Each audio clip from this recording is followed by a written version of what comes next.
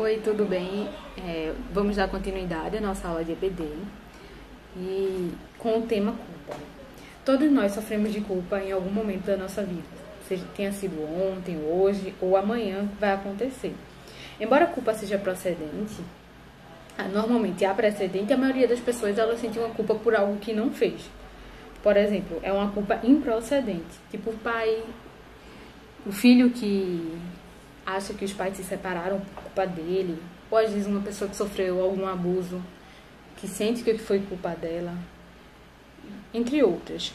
Há muitas pessoas com esse problema, mas hoje nós vamos nos deter a culpa gerada pelo nosso próprio pecado.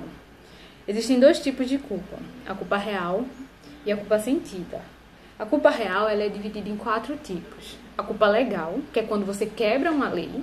Por exemplo, ultrapassar o sinal vermelho. Você está quebrando a lei, então você tem culpa perante a lei.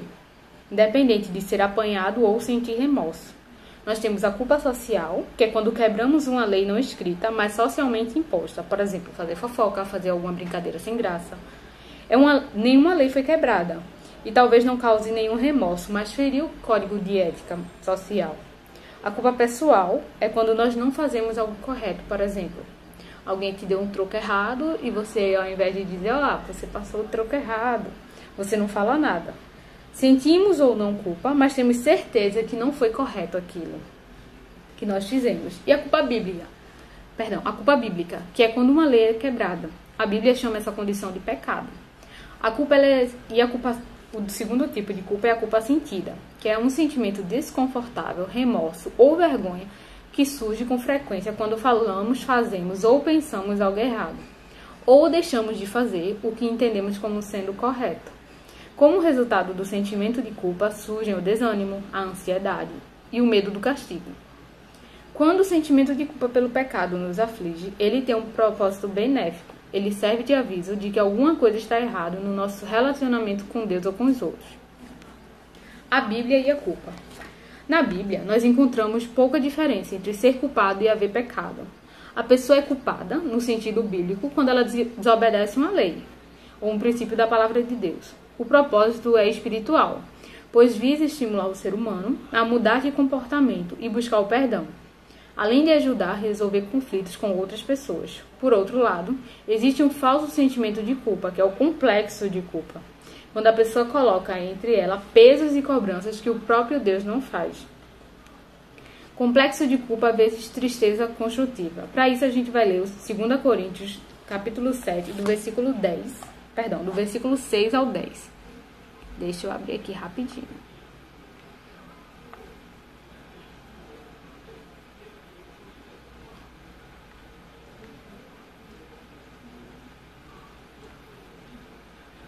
Deixa eu abrir.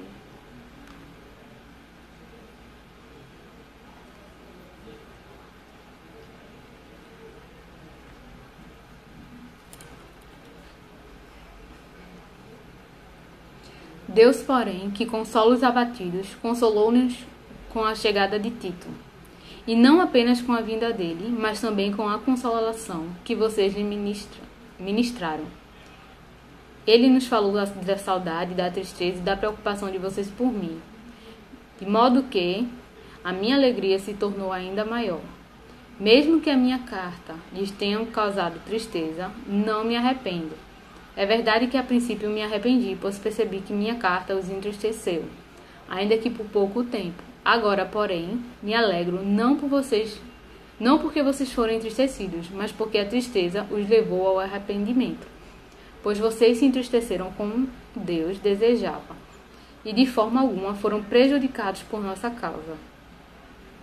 A tristeza segundo Deus produz um arrependimento que leva à salvação, e não remorso, mas a tristeza segundo o mundo produz morte. Vejam o que a tristeza segundo Deus produziu em vocês. Que dedicação, que desculpas, que indignação, que temor, que saudade, que preocupação, que desejo de ver justiça feita. Em tudo vocês se mostraram inocentes a esse respeito. A gente pode ver, que nessa passagem Paulo contrasta a tristeza segundo o mundo e a tristeza segundo a vontade de Deus. que é uma tristeza construtiva, que vai levar algo para uma mudança positiva. Por exemplo, a tristeza segundo o mundo, ela produz um arrependimento e produz a salvação. Perdão, a tristeza segundo Deus. Tristeza segundo Deus produz arrependimento para a salvação. E a tristeza segundo o mundo, ela produz remorso e, consequentemente, a morte. Para falar um pouquinho sobre remorso e arrependimento verdadeiro, vamos entrar na definição, né? Uma definição. Os dois sentimentos, eles são marcados por tristeza e aflição, porém eles são completamente diferentes um do outro. Primeiro que a tristeza, ou o remorso do mundo, ela não produz uma mudança verdadeira, mas o arrependimento produz. O remorso, ela é uma tristeza causada pelas consequências daquele pecado, não pelo pecado em si. Ou seja, se não houvesse consequência, ele não teria ficado com remorso, entendeu? Como Judas, ele sentiu remorso, que produziu a morte dele. Ele não sentiu arrependimento do que ele fez. Ele sentiu tristeza pela consequência do pecado que ele cometeu. Já a tristeza segundo Deus, ela vem do arrependimento verdadeiro e produz restauração. Quando nós temos, produz salvação. Ela produz uma mudança construtiva. Ela não vem algo para nos derrubar. Porque quando nós temos um complexo de culpa, ou seja, o que produz o remorso, a pessoa focalizada é você. Já na tristeza construtiva, que produz o arrependimento, está focada em Deus e nos outros. A atitude, ela é focalizada no complexo de culpa, nos erros do passado. E a tristeza construtiva, ela vem é focalizado nos prejuízos causados a outros e a vontade de realizar as obras corretas no futuro. Já a motivação para a mudança no complexo de culpa é evitar os sentimentos negativos. Na tristeza construtiva, é ajudar os outros, promover o próprio crescimento, fazer a vontade de Deus. A reação, normalmente no complexo de culpa, é ira, frustração, autocrítica. Já na tristeza construtiva é o amor e o respeito combinados com preocupação. E o resultado do complexo de culpa vem com a mudança externa, só que temporária, não vem crescimento e ainda vem mais culpa, ou seja, cria um ciclo de culpa. Já na tristeza construtiva vem o arrependimento, a mudança, baseado numa atitude de amor e respeito mútuo. Um exemplo, imagine que você vai ouvir uma música com um amigo. Aí você vai no celular dele, sem querer, e quebra o celular dele. E a seguinte reação do complexo da culpa seria assim: me desculpe, nossa, como eu sou desastrado, que horrível. E o ofensor se sente tolo, cheio de autocrítica. Mas a tristeza construtiva leva a pessoa a ter outra reação. Poxa, foi mal. Vamos resolver isso? Como é que a gente pode resolver? Manda pro conserto e eu vou ver se arranjo um celular pra tu ficar por enquanto ou alguma coisa, entendeu? Você tenta ter essa mudança. Você não fica, poxa, só fica naquilo, né? Quebrei o celular do cara, não sei o quê. Não, você tenta resolver. Você tem um arrependimento verdadeiro e tenta... A tristeza construtiva vai reparar o dano causado ou o erro cometido, sem levar a pessoa a ter uma sensação de que o mundo acabou, né? E as causas da culpa? Nós temos as causas legítimas e as causas não legítimas. As causas legítimas, vamos abrir a Bíblia, na primeira, que é a desobediência à palavra. Lá em Romanos 2, do versículo 1 ao 2. Vamos lá abrir Romanos 2, do 1 ao 2.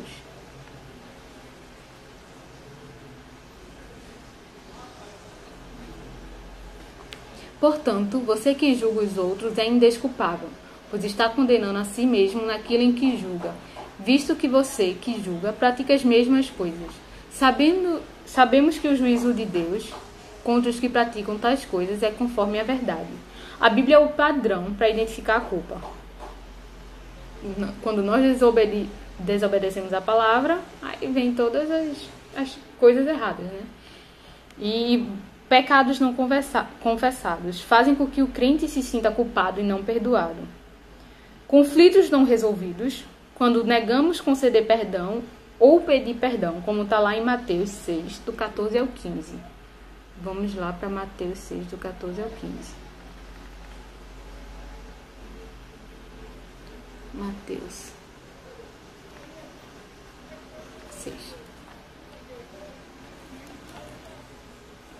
Pois se perdoarem as ofensas uns dos outros, o Pai Celestial também lhes perdoará. Mas se não perdoarem uns aos outros, o Pai Celestial não lhes perdoará as ofensas. Ou seja, não tem por que a gente não ter motivos para pedir perdão. Eu sei que muita gente tem dificuldade para pedir ou liberar o perdão. Mas quando nós não conseguimos isso, é uma culpa que vai nos movendo, né? Então isso tem que se resolver. Conflitos não resolvidos, como a gente falou, né, normalmente gera mais remorso, não vai gerar o arrependimento, e isso vai virar um bolo. Satanás causa sentimento de culpa através da acusação. E muita gente vai acusar, né? A sua própria consciência vai ficar te acusando, que é Satanás usando isso para poder te atormentar e não fazer você gerar o arrependimento. Causas não legítimas. O peso de consciência. A consciência não é um guia de confiança, como está lá em 1 Coríntios 10, 29.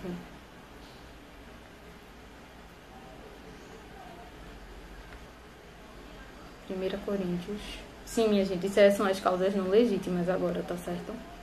1 Coríntios 10, 29. Isto é da consciência do outro e não da sua própria, pois por que minha liberdade deve ser julgada pela consciência dos outros? Então, nós temos que ter que a consciência não é um guia de confiança, porque às vezes a consciência de um não é a minha consciência. Mas aí o que é que nós devemos fazer? A Bíblia. Nós vamos para a Bíblia e vemos se aquilo que nós estamos pensando em fazer ou fazemos é correto. Se aquilo não for correto, aí a gente tem que repensar, não fazer, ou se feito, pedir perdão e se arrepender daquilo que nós fizemos. Às vezes o desejo de agradar a todos. A pessoa que sente culpa por ter que contrariar alguém ou por dizer não. Gente, dizer não é saudável. Você não deve dizer sim para tudo na sua vida, não. Às vezes um não é bom dizer, entendeu? Você não pode estar dizendo sim, sim, sim para não contrariar aquela pessoa, porque às vezes não. Isso pode te prejudicar. O perfeccionismo, muitas vezes, o crente estabelece um padrão moral ou espiritual da vida que nem o próprio Deus exige dele. Em Deuteronômios 10, 12 e 13, vamos dar uma olhadinha nisso. O que é que fala? Deuteronômio.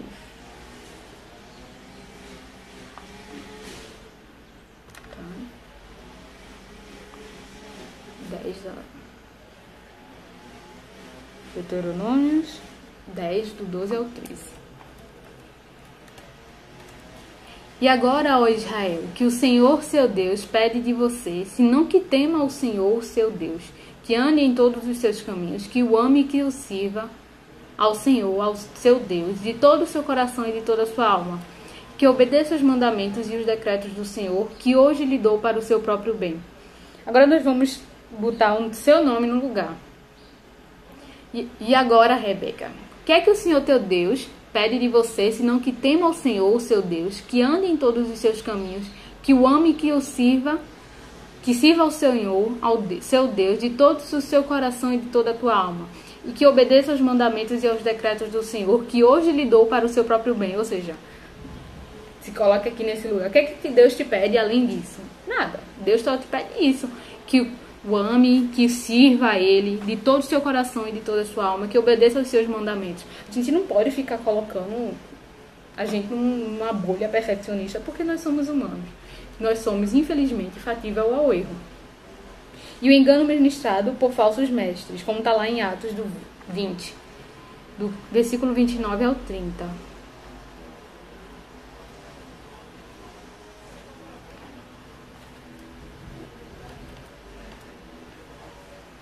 Sei que depois da minha partida, lobos ferozes penetrarão no meio de vocês e não pouparão o rebanho.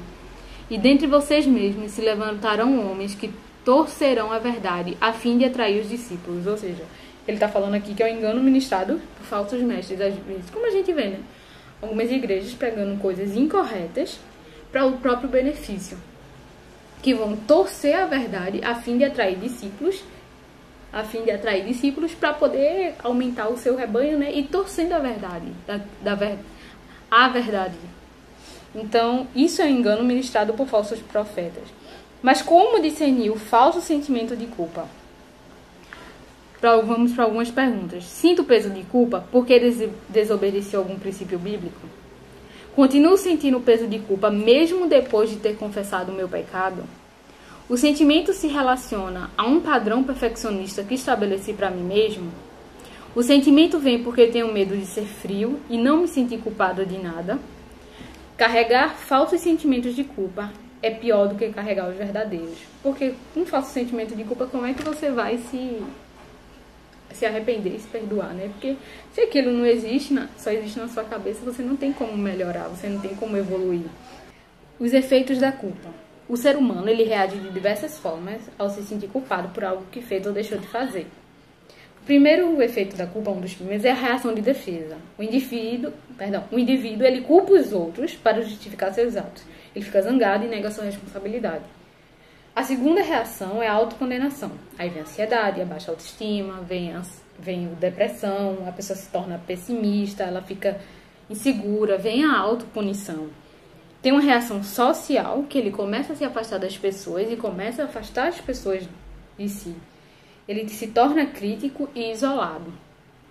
E a reação física, ele se torna tenso, o corpo sofre, ele enfraquece e vem todos aqueles problemas que eu citei anteriormente, né? Vem a ansiedade, vem depressão, vem a baixa autoestima. E a reação de arrependimento e perdão, os efeitos da culpa eles não são todos negativos. Alguns aprendem a se conscientizar de seus erros, a melhorar através deles e a confessar a Deus e aos outros, e alegrar-se na segurança de que, se confessarmos nossos pecados, Ele é fiel e justo para nos perdoar os pecados e nos purificar de toda injustiça. Como nós podemos tratar a culpa? Vamos lá para Salmos 32. Salmos 32.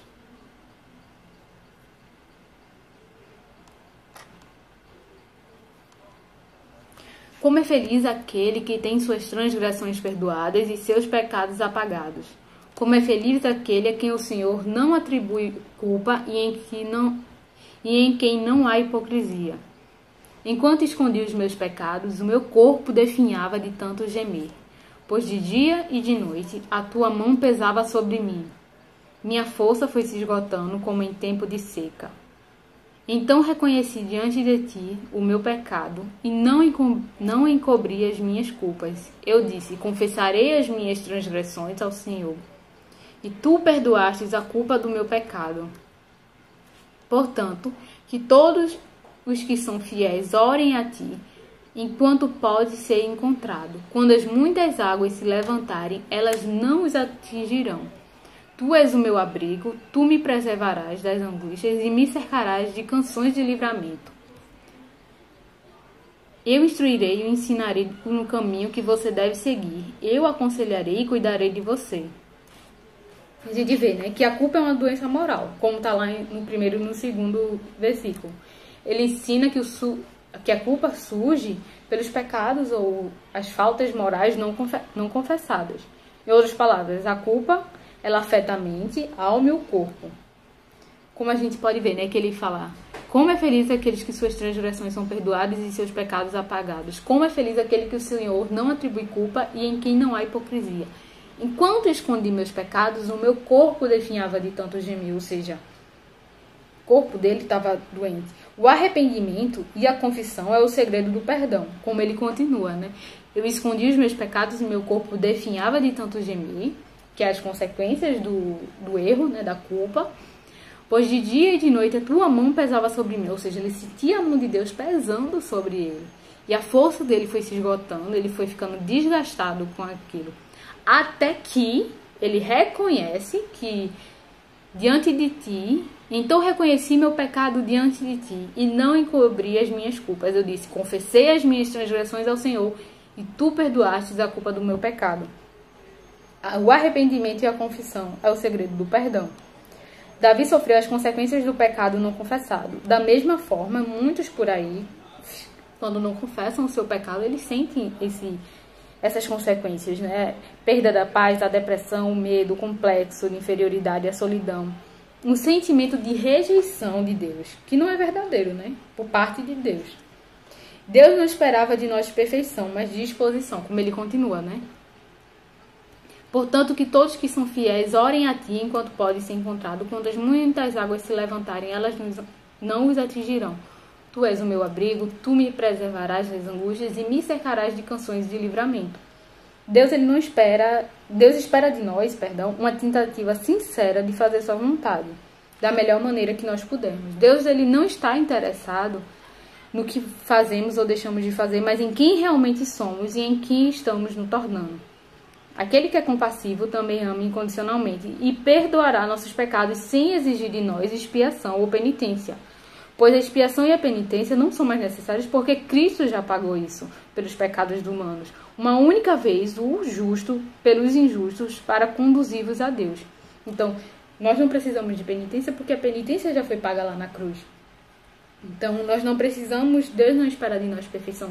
Deus espera de nós quem nós somos, o que nós vamos fazer das nossas vidas. Prevenir é o melhor remédio do que se culpar. Há determinadas atitudes que nós devemos tomar ante o sentimento ou complexo de culpa, com as quais beneficiaremos a nós mesmos e ao próximo.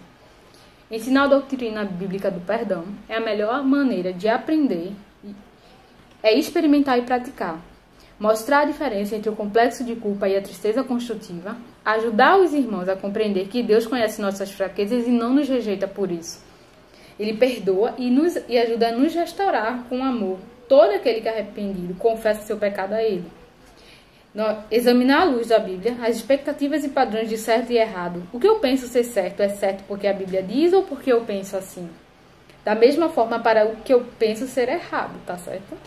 Lembrar que os sentimentos de culpa pelo pecado não são maus, pois eles nos podem estimular a confessar o pecado e levar ao arrependimento e ao perdão, consequentemente.